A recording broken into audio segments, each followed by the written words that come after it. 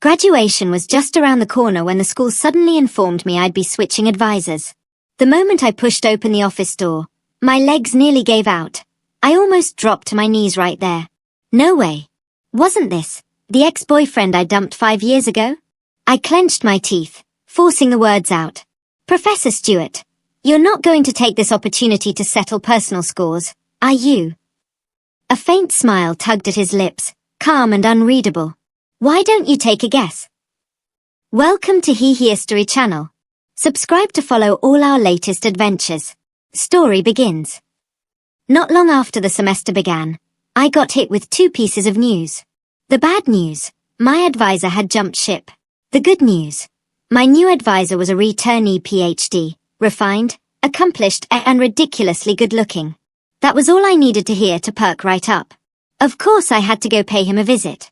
Clutching the thesis draft I'd revised at least 800 times, I made a beeline for his office. The moment I stepped inside, I spotted a man standing by the bookshelf. Tall, really tall. Hair neatly combed without a single strand out of place. Black shirt, grey slacks, tailored to perfection. Broad shoulders, narrow waist, legs that seemed to go on forever. The kind of body that made your mouth water just looking at it. I was about to greet him when he turned around. I froze. No way. Wasn't that the ex-boyfriend I dumped 5 years ago? My first instinct was to bolt, but my legs betrayed me, going weak at the worst possible moment. Jane Collins. He called my name, his voice low and smooth, carrying that familiar pull. Long time no see. I swallowed hard. Albert, you're my new advisor. He nodded. Behind those gold-rimmed glasses, his deep eyes settled on me, tinged with something almost amused. I was doomed. My ex as my advisor? He was definitely going to make my life hell. Grinding my teeth, I asked, "You're not planning to take revenge on me through academic channels, are you?" He let out a soft chuckle. "Why don't you guess?" "Guess your head." I clutched my thesis so tightly I nearly burst into tears. "Come here." He beckoned me over and took a seat behind his desk. His long fingers tapped lightly against a few sheets of paper. "Your thesis topic needs to be changed." I exploded on the inside.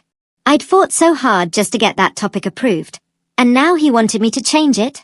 "The construction of male characters in online romance fiction," he read, pausing briefly. "Your scope is too broad. You can't handle it."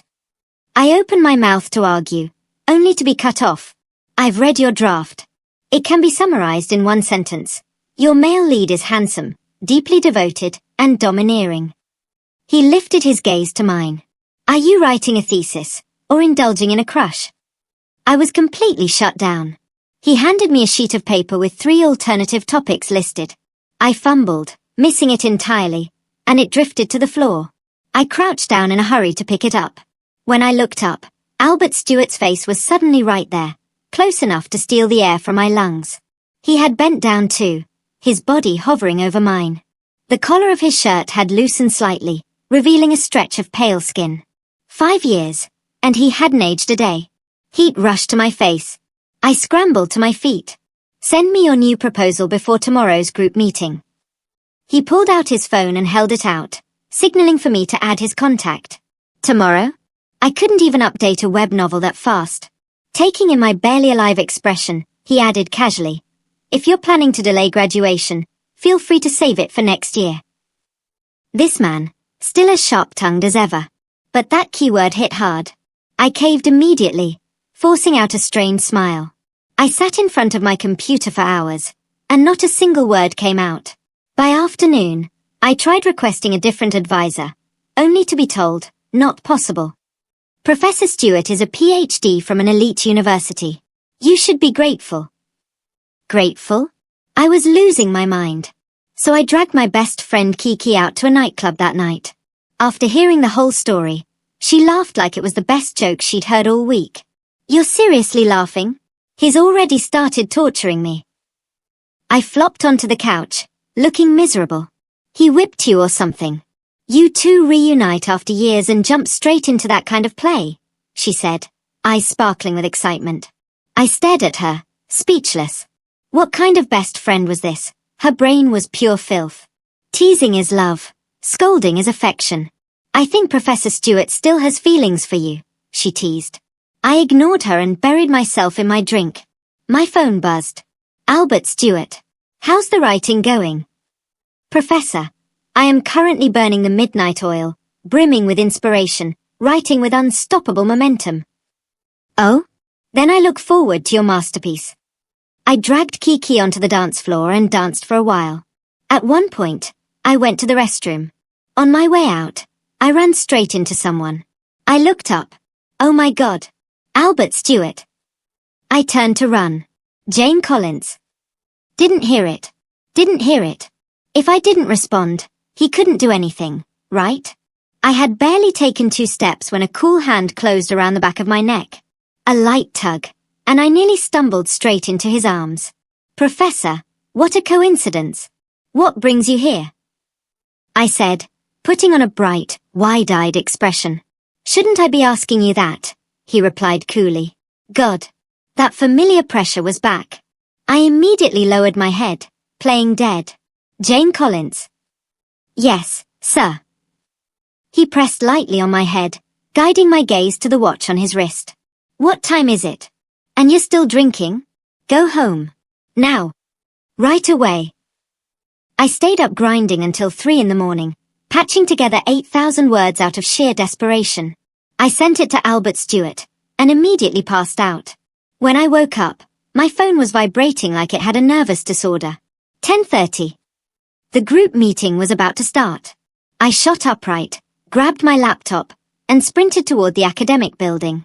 The moment I pushed the door open, every eye in the room landed on me. Albert Stewart frowned slightly, like he wanted to say something, but didn't. I looked down. I was still in my pajamas. Whatever. No time to care. I braced myself and sat down. A few minutes in, I realized something. Albert Stewart's tongue was lethal. An initial draft is not the same thing as scribbling nonsense. If this was meant to be funny, you should have committed to it. Not bad. Planning to submit this to an online fiction site? Or maybe a magazine? There's a section in the middle that reads like a joke compilation. Not a single curse word, but somehow worse than being cursed out. The 3 other students in the room all looked like wilted vegetables. I wondered if they regretted being blinded by his looks when they chose him as their advisor. Jane Collins. I jolted. Your proposal, sure, the word count is there. But out of 8,000 words, at least 7,500 are fluff. You stay. Everyone else, dismissed.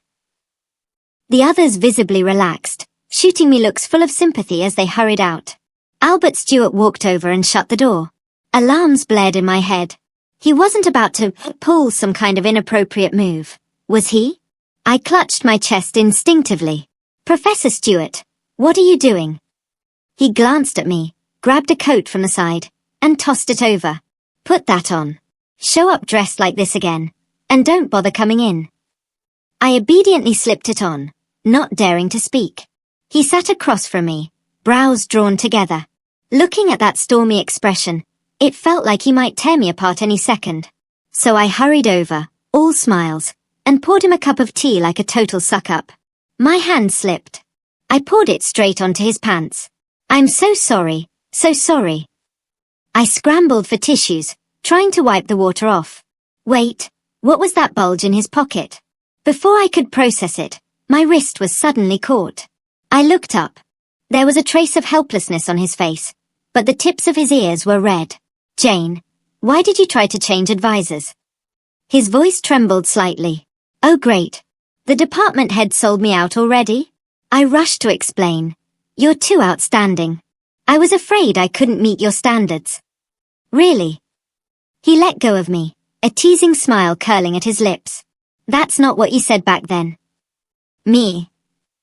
You said, even though I'm talented and hard to win over, like a fortress that exhausted you, you, Jane Collins, don't believe in giving up.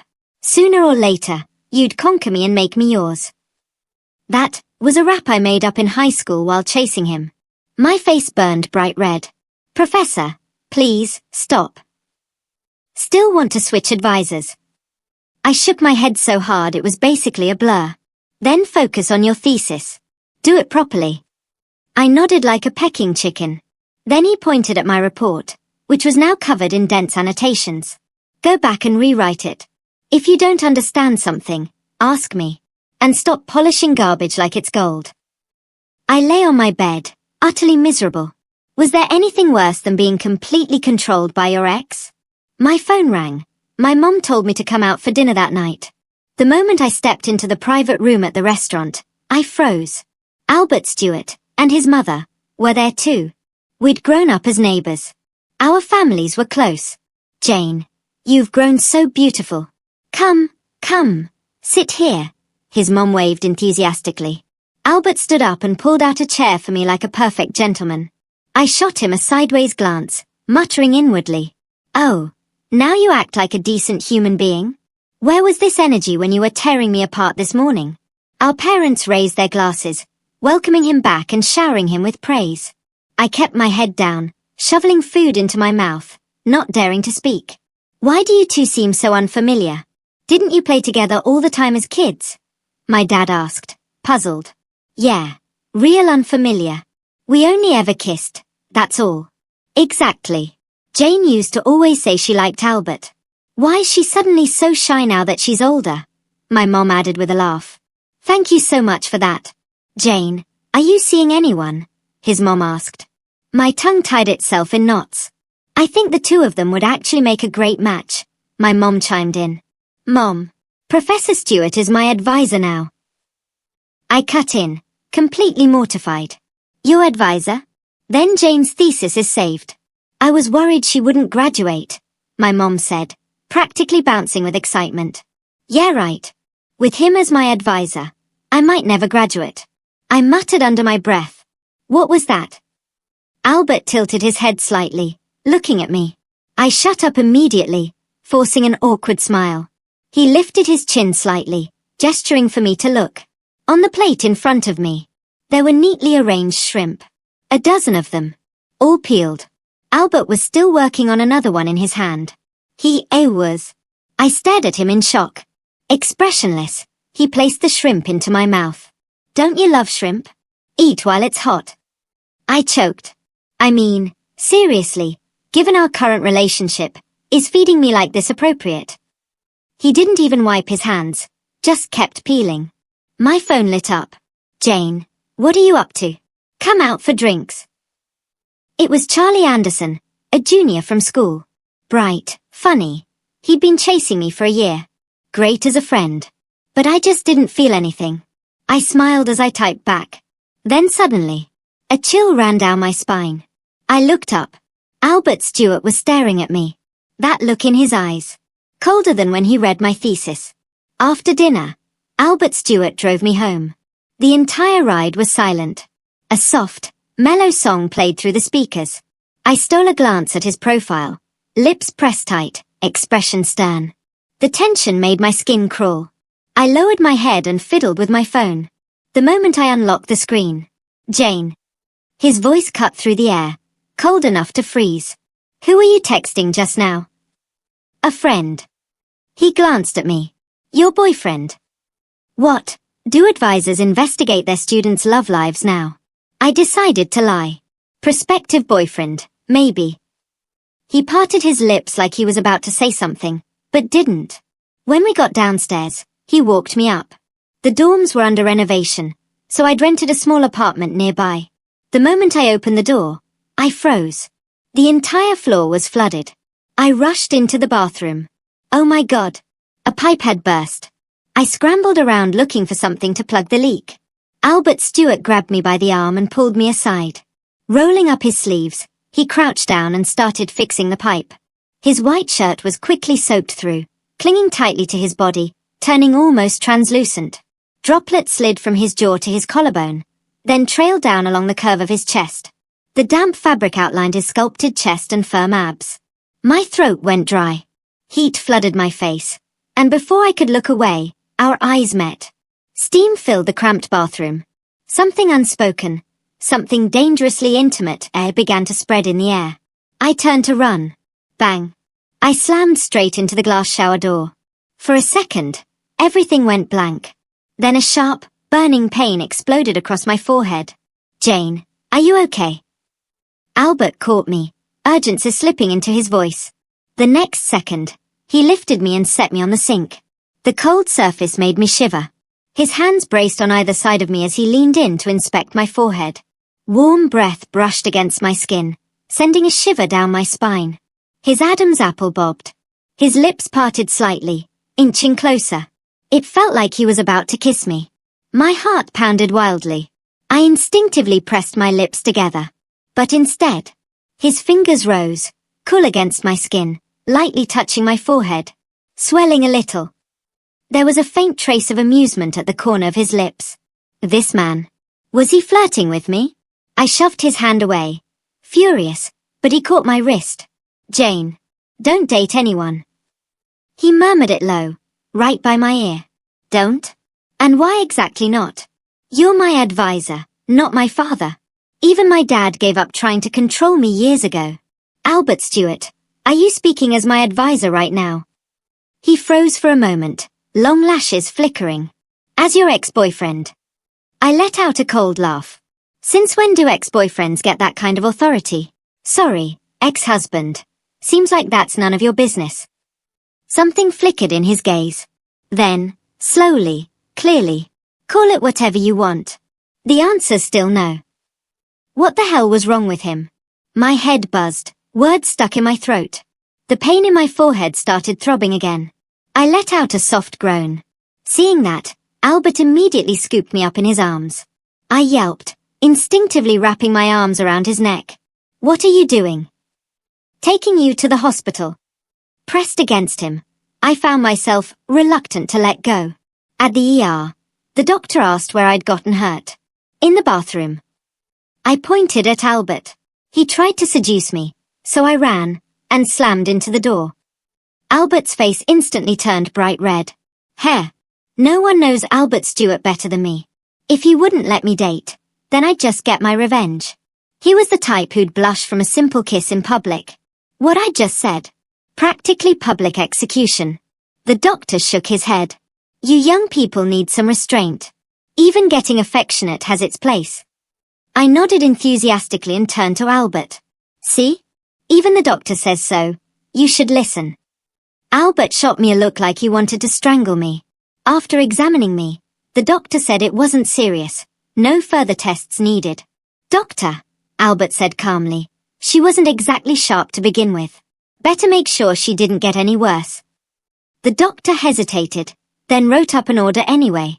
I glared at Albert, silently fuming. Just you wait.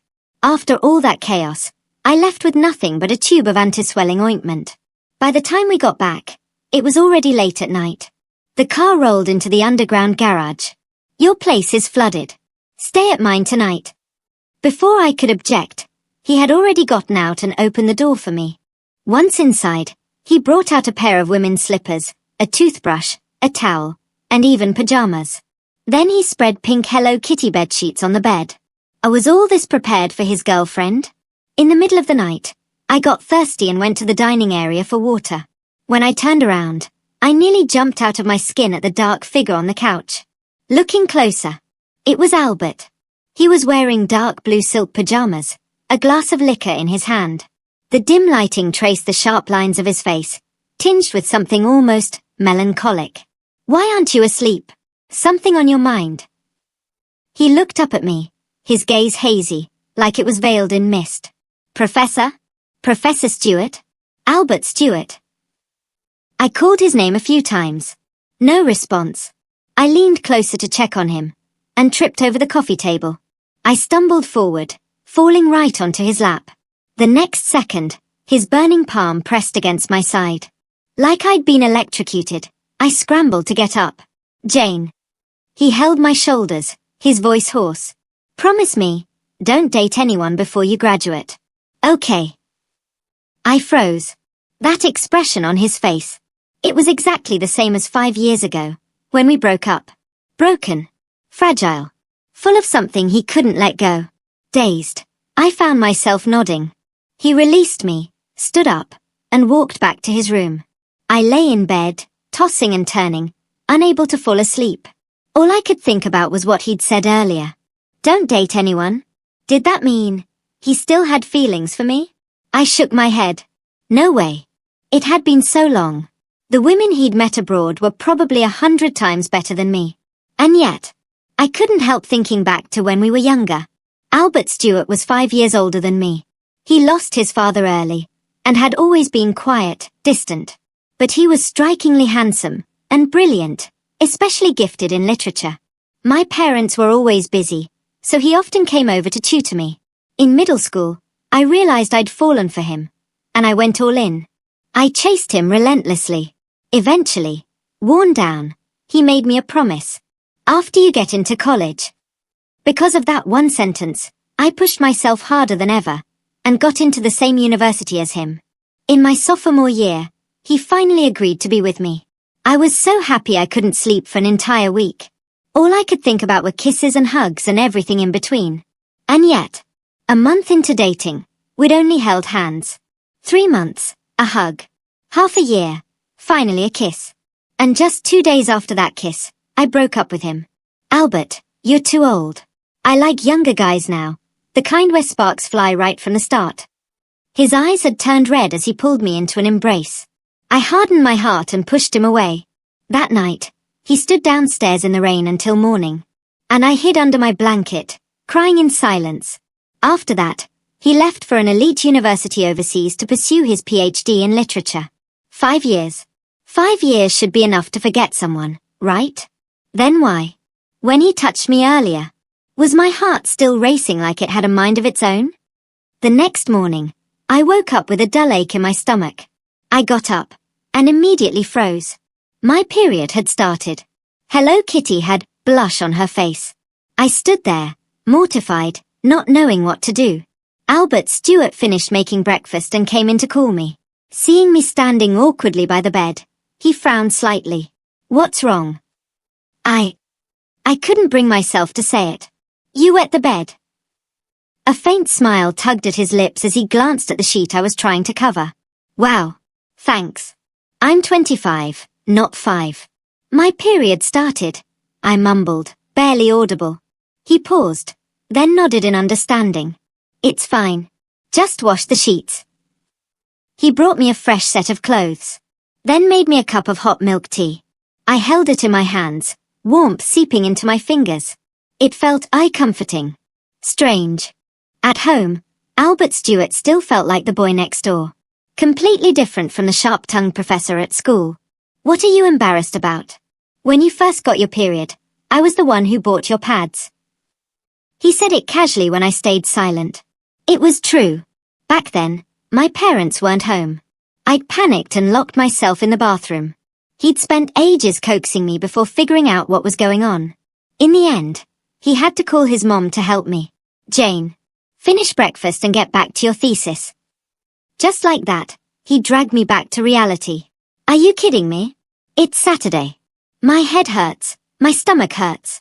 I'm already suffering this much. Can't you cut me some slack? I whined. Sure. Then stay another year. I instantly behaved. Opened my laptop without another word. He sat beside me, guiding me through it. In less than half a day, the fog in my head cleared. My proposal was done. The structure of my thesis finally made sense. Professor Stewart, you really live up to your reputation. I gave him a thumbs up. He glanced at me. If someone spent even half the energy they put into writing romance novels on their thesis, it wouldn't have gotten this bad. I froze. How did he know I wrote novels? You read it? I asked carefully. No. Just heard about it. I let out a breath. After we broke up, I'd started serializing a novel online out of boredom. And somehow, it became a hit. Kiki once blinked at me and said, your male lead is basically Albert Stewart's twin. I didn't respond. I just kept putting the male lead through absolute emotional torture. What? I get controlled by him in real life. Can't I at least flip the script in fiction? My readers begged in the comments. Author, the male lead knows he was wrong. Please go easy on him. Heh. If only they knew how he treated me in real life. After finishing my draft, Albert Stewart asked me to come to his office. When I arrived at the door, I saw a refined-looking woman sitting beside him. They were discussing something academic. There was a faint smile on his face as he listened, nodding occasionally. Albert, I baked this cake myself. Want to try it? She stood up, opening a container and placing it in front of him. He smiled. Ruby Blackwell, thank you. I didn't expect you to have this skill. Ruby Blackwell? My heart skipped. My phone slipped from my hand and hit the floor. They both looked over. Jane Collins? What are you doing here? Ruby asked, surprised. I ignored her and walked straight in. Professor Stewart, is there anything wrong with my thesis? He looked at me, like he was trying to read my emotions. There are a few parts that need revision. After speaking, he glanced at his watch, hesitating. Albert, it's getting late. Let's go, Ruby said. He looked at me, then stood up. Jane, I have something to take care of right now. I'll go over everything with you later. And just like that, they left together. I stood there, frozen. Through the glass window, I watched them walk side by side. They looked perfect together. She comes by pretty often. Either his girlfriend or something close, a student whispered to me. I couldn't say a word, because I knew exactly who she was. Albert Stewart's master's classmate. And later, she'd gone to the UK as well. So that's how close they were. That night, Albert Stewart sent me a message. I've got something to take care of tonight. I won't be back. Lock the door. Curled up under the covers, I scrolled, and came across Ruby Blackwell's Instagram. In that instant, my heart went cold. I didn't even realize when I finally drifted off to sleep. The next morning, just as expected, Albert Stewart hadn't come back. I dragged myself to campus, still groggy. Then I saw his car pulling in. Sitting beside him, Ruby Blackwell. They were still wearing the same clothes from yesterday. Something twisted painfully in my chest. During my major class, Charlie Anderson insisted on sitting in. And the professor who walked in was Albert Stewart. I couldn't even be bothered to look up, just hammered away at my keyboard. Jane, your latest chapters are so good. Charlie leaned over, staring at my screen, full of praise. The student in the blue shirt, are you in this class? Albert Stewart's voice cut in, cold and sharp. Charlie stood up casually. Professor, I'm just a literature enthusiast, sitting in for fun. This course is not open to the public. Don't let it happen again. Charlie shrugged and sat back down. Jane Collins. Repeat what I just explained. What had he just said? Like I had any idea. I stood up and met his gaze. I don't know. A ripple of murmurs and soft laughter spread through the class. Then why aren't you paying attention? He looked at me, expression stern. I looked away, biting my lower lip. The room fell silent. Come to my office after class. His voice dropped, tinged with something like restraint. After class, I didn't go. Instead, I dragged Charlie Anderson and Kiki Brown to a nightclub. Seeing how down I was, Kiki immediately ordered a lineup of male models. Miss Collins, seriously? You've been hung up on Albert Stewart your whole life. I guarantee, after this, you'll forget all about him. The models lined up in front of me. Broad shoulders, narrow waists, defined abs, long legs. Objectively, very easy on the eyes. But I felt nothing. Charlie protested from the side. Kiki, you know I like Jane. Why are you doing this? Then take your shirt off and get up there. Let's see if Jane picks you, she shot back. My phone lit up with messages from Albert Stewart. I ignored them. Instead, I snapped a photo of the models and posted it. This is what real happiness looks like. Not long after, my phone started ringing. Albert Stewart. I pretended not to see it, letting it ring again and again. I was in the middle of drinking when Kiki suddenly went quiet. I looked up. Albert Stewart was standing right in front of me. His jaw was tight, eyes blazing with anger. Why aren't you replying? Why aren't you answering my calls? I ignored him. Jane, you skip class, don't revise your thesis, and come here to hire male models? What's next, escorts? I'm seriously disappointed in you. Something snapped inside me. Professor Stewart, aren't you overstepping? Since when do you control your students' private lives? He stared at me, something complicated flickering in his eyes. Then suddenly, he threw me over his shoulder and strode out. I was stunned, kicking, and struggling. Put me down. You have no right to control me. Smack. A sharp sound echoed. He'd actually hit me. Humiliation and anger surged together. Albert Stewart, you jerk. Another smack. Try swearing again. I pounded his back, but he didn't even flinch. He carried me all the way to the parking lot before finally setting me down. He opened the car door, motioning for me to get in. Thunder rumbled. Rain began to fall. The moment he looked away, I bolted toward the roadside. He caught up instantly, wrapping an arm around me from behind. The more I struggled, the tighter his grip became. In a burst of anger, I sank my teeth hard into his forearm. His body tensed behind me. He endured it, but didn't let go. After a few seconds, a red bite mark appeared on his skin. Done throwing your tantrum? He asked, voice tight with restraint. I'm throwing a tantrum? Albert Stewart, yesterday you said you'd help me with my thesis. And then you spent the night at a hotel with Ruby Blackwell. You get to have your fun, but I can't even hire a few models. Who do you think you are? His brows knit together. What do you mean spent the night? Don't play dumb. Ruby Blackwell posted it. Location tagged at the Hilton. And look at this caption. Are you really going to deny it? I shoved my phone in front of him. 2 cups of coffee on a table. His profile in the shot. Caption. Being with you makes even the night more beautiful. He looked at me. And suddenly smiled. Jane, are you jealous? My heart skipped, but I held my ground. Who's jealous? I just think you're being hypocritical. First, that was a conference hotel. We had meetings all night. Second, I was planning to come home, but my advisor suddenly felt unwell. I took him to the hospital and stayed with him overnight. Ruby Blackwell and several others were there too. I froze. Third, he stepped closer, lowering his gaze to meet mine. You throwing a fit and hiring male models was because you thought I was with Ruby Blackwell. I shifted uncomfortably under his gaze, turning my face away. No. Stubborn. He reached out, ruffling my hair. His head dipped closer, then suddenly stopped. I looked up, meeting his eyes. Burning, restrained. He pulled me back to the car, stepped on the gas, and drove straight toward his apartment. The moment we stepped inside, he pressed me back against the entryway. His hands slid along the side of my face, to the back of my head. I turned away, avoiding his lips hovering just inches from mine. Albert, get a hold of yourself. You're still my advisor. He froze. His breath was still hot against my cheek, but his body went rigid. His fingers stilled in my hair, his palm burning. The silence was so thick I could hear our uneven breathing. Sorry. His voice was low, strained. Slowly, he let go of me and stepped back. Leaning against the wall, he tilted his head up, his throat moving as he swallowed.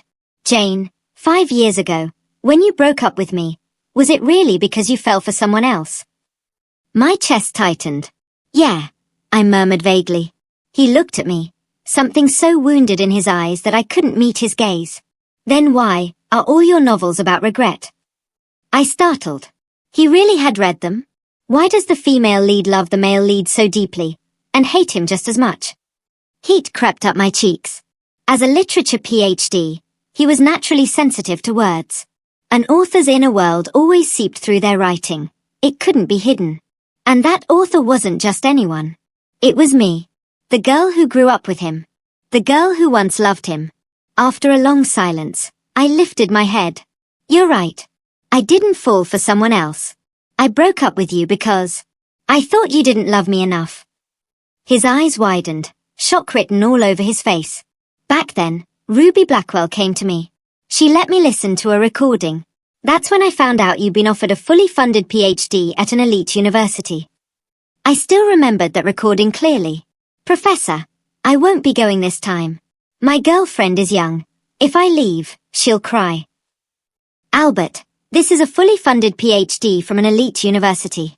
You'd be crazy to pass it up. It's okay, Professor. I'll wait for another opportunity. His voice had been steady, but I could still hear the regret underneath. Ruby Blackwell told me I was selfish. That I never considered his future. That this was a once-in-a-lifetime opportunity. If he gave it up, it would be gone forever. I stood there, speechless. Because from beginning to end, he had never said a word about it to me. He says he's taking care of you, but deep down, he sees you as someone who can't stand on her own. Think about it. Do you really feel like his girlfriend? My mind went blank. The first time I confessed to him, he'd rejected me. Jane, you're still a kid. After we got together, he was always saying, you're still young. No rush. Take it slow. Even something this important. He never told me. Was I really his girlfriend? Or had he always just seen me as a child? I couldn't stand beside you. I couldn't support you in any way. So, I didn't want to hold you back anymore. Ruby Blackwell was right. Maybe what you felt for me wasn't love, just responsibility. Tears slipped down my face. Albert stared at me, eyes reddening, disbelief written across his features. He shook his head, voice trembling. Jane, how could you think that? How could you doubt my feelings for you because of a few words from someone else? Just because I didn't tell you? I wiped my tears harshly and shouted. Because I was always the one chasing you. You were always so controlled, so calm with me. And the reason you hid it from me was because you didn't think I deserved to be part of your decisions. Silence. Heavy. Suffocating. His lips trembled, but no words came out. I sobbed, yanked the door open, and ran out. The moment Kiki opened the door, I threw myself into her arms and broke down. She panicked. What happened? Who hurt you? Through my tears, I choked out. Kiki. I want to drop out. I can't face Albert Stewart. She immediately pulled out her phone and called him, unleashing a torrent of curses. Albert Stewart, I don't care if you used to be my senior or some big shot professor now. You don't get to hurt Jane. What did you do to her? The last time she cried like this was when she broke up with you. Albert didn't say a single word. 4 days, I stopped going to class. Skipped every meeting. I hid out at Kiki's place, doing nothing but crying and sleeping. I didn't know how to face him. One afternoon, with swollen eyes, I went to a cafe. I opened my novel page. Messages flooded the screen. Author, please let them have a sweet moment already. We want fluff. But I couldn't type a single word. After who knew how long, someone sat down across from me. I looked up. Albert Stewart. He looked exhausted. The corners of his eyes were red, faint stubble shadowing his jaw. Compared to his usual composed, distant self, he looked worn down. I hurriedly put on sunglasses, not wanting him to see my eyes. He placed a thick, hardcover notebook in front of me. This is my journal. From when I was young until now. I hope you'll read it. He paused, then stood up and left. I hesitated, then opened it. Neat, elegant handwriting filled the pages. Entries from as far back as middle school. Jane gave me a love letter today. I didn't sleep all night. Do I like her? Without a doubt. But she's still so young. Being in a relationship would only distract her from her studies. I'm willing to wait, for the day she can stand beside me. The happiest news, she got into my university. I can see her again. Today, we got together. I've waited 9 years for this day. I turned the pages. The day we broke up. Blank.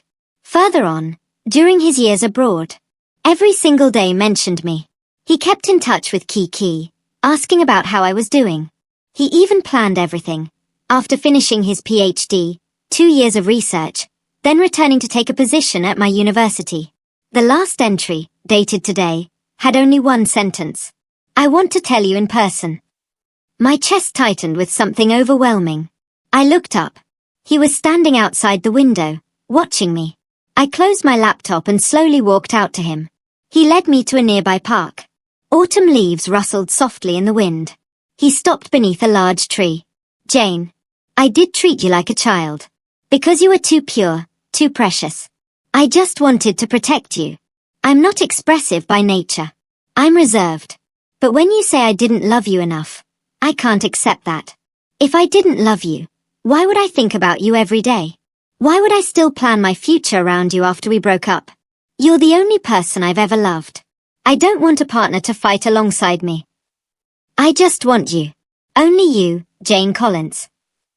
His eyes were slightly wet as he looked at me. From now on, I won't hide anything from you. But can you stop doubting my love? There was something almost pleading in his voice. I bit my lower lip gently and nodded. He lowered his head, voice soft, almost coaxing. Jane, after you graduate, I'm going to pursue you properly. And what if I say no? I raised an eyebrow, a teasing smile on my lips. His lashes trembled slightly. Then I'll keep chasing you until you say yes. Before graduation, Albert Stewart was still the same sharp-tongued professor at school. The only difference, after every harsh critique, he'd add a word of encouragement. This section, are you writing a novel or a thesis? I'd suggest posting it online. Just as I was about to explode, he added, but it's an improvement. At least before, the entire thing read like fiction. This argument makes no sense. It's like you wrote it drunk. I clench my fists. But your overall structure is smoother than last week. At least now you know what you're trying to say. I stood in the hallway, taking a deep breath. A slap followed by a piece of candy. Huh? Albert Stewart. If you don't start treating me better now, you really think you'll win me over after graduation? Dream on. My thesis was finally finished. I was over the moon. But just as my defense approached, a post suddenly blew up on the university forum. The title was impossible to miss. Female grad student seduces advisor to graduate. It didn't name names, but the descriptions of appearance and identity were detailed enough that anyone who knew us could connect the dots instantly. The comments section had already exploded. A grad student, and she'd do anything to graduate. And the advisor's a returnee PhD? No moral bottom line at all, huh? I scrolled down, my fingers turning cold. Someone had posted screenshots of my novel, calling it evidence. Someone dug up photos of Albert Stewart, labeling him a well-dressed predator. Others claimed they'd seen us leaving the office together late at night. I was shaking with anger.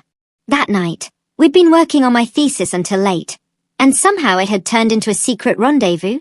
Then what about the nights I stayed at his place, nothing happening at all? Was that a total loss? Albert called. I'll handle the post. Stay out of it. I agreed, obediently, but the post kept gaining traction, and I couldn't sit still. Kiki snapped. Which psycho is spreading this? I'm posting a rebuttal. Before I could even respond, her post was already up. From childhood friends, to college romance, to our painful breakup, she laid it all out in vivid detail. I wanted to crawl into the ground from embarrassment. Charlie Anderson wasn't idle either. He tracked the IP address of the original post. It led straight to Ruby Blackwell's residence. Only then did I realize I'd been targeted by a romantic rival. Just as I was about to tell Albert, Kiki rushed over.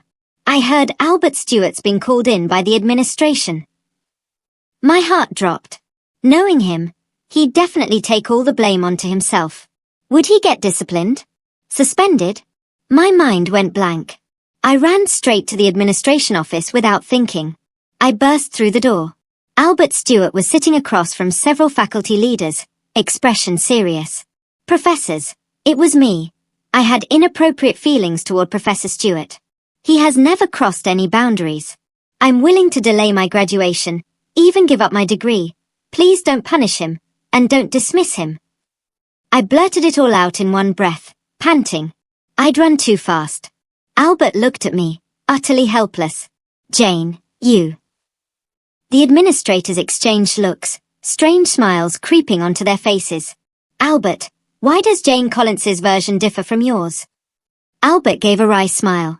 Sir, I think you understand which of us is telling the truth. They nodded, one of them standing to pat his shoulder. You young people, honestly enviable. When she graduates and you two hold your wedding banquet, don't forget to invite me. The room broke into laughter. I stood there, completely confused. Outside the office, Albert tapped my forehead lightly. You silly girl. What was that about delaying graduation? Giving up your degree? 3 years of grad school, and you'd just throw it away? Didn't I tell you not to get involved? Why won't you listen? I lowered my head, mumbling softly. I was just afraid you'd get dragged into this. He looked at me, helpless yet indulgent, shaking his head. It turned out, he had already explained everything between us, clearly and completely. The administration understood, and decided to handle it quietly. For fairness, Albert would not participate in grading my defense. No wonder they laughed at me. Was I really that dumb just now? My face burned red. He smiled, voice low and warm.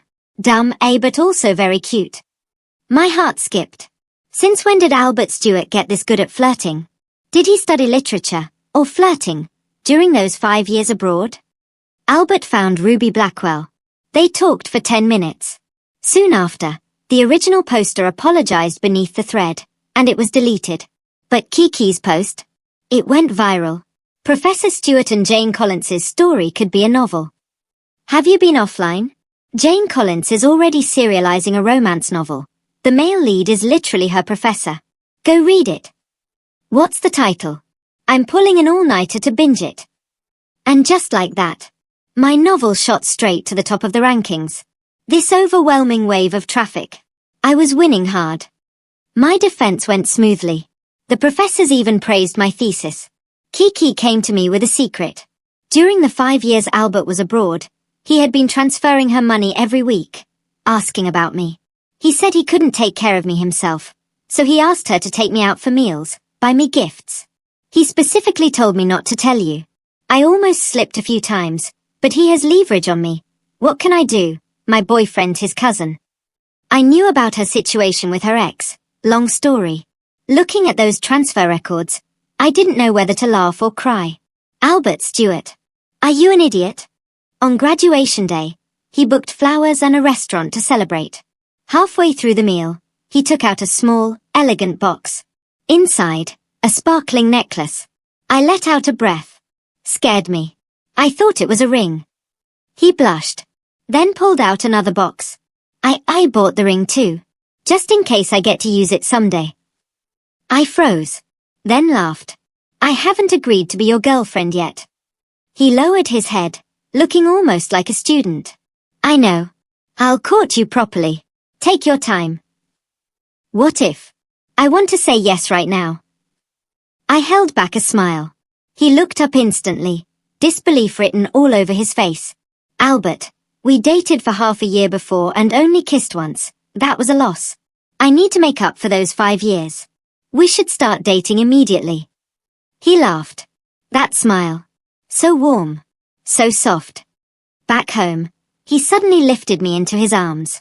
I yelped, wrapping my arms around his neck, legs instinctively locking around his waist. He carried me into the bedroom and dropped me onto the soft mattress. His tie loosened, his belt clicked. And then he leaned over me. The kiss came without warning. Forehead, cheek, earlobe, lips. By the time it ended, I didn't even have the strength to beg for mercy. Behind me, he murmured softly against my ear. Jane, didn't you say you like things to get intense right from the start? Is this enough? I nearly cried. So this was how karma came back around. Experience wins, especially when it comes to holding grudges. It was fine. We had a long road ahead. On our wedding night, I pointed at Albert Stewart, who was standing in the corner like he'd been punished. Recite a poem about love. Don't come to bed until I'm satisfied. Like a student being disciplined, he recited poems from every era he could think of. I remained unmoved. Finally, he couldn't take it anymore and pulled me down onto the bed. All those poems are about someone else's love. His fingers brushed my cheek. Wife, it's time we write our own. Outside, the stars stretched endlessly across the sky, and it felt like the world had narrowed down to just us, and a lifetime that had only just begun. The end. Thanks for stopping by. Subscribe and hit the notification bell so you don't miss out on any new videos.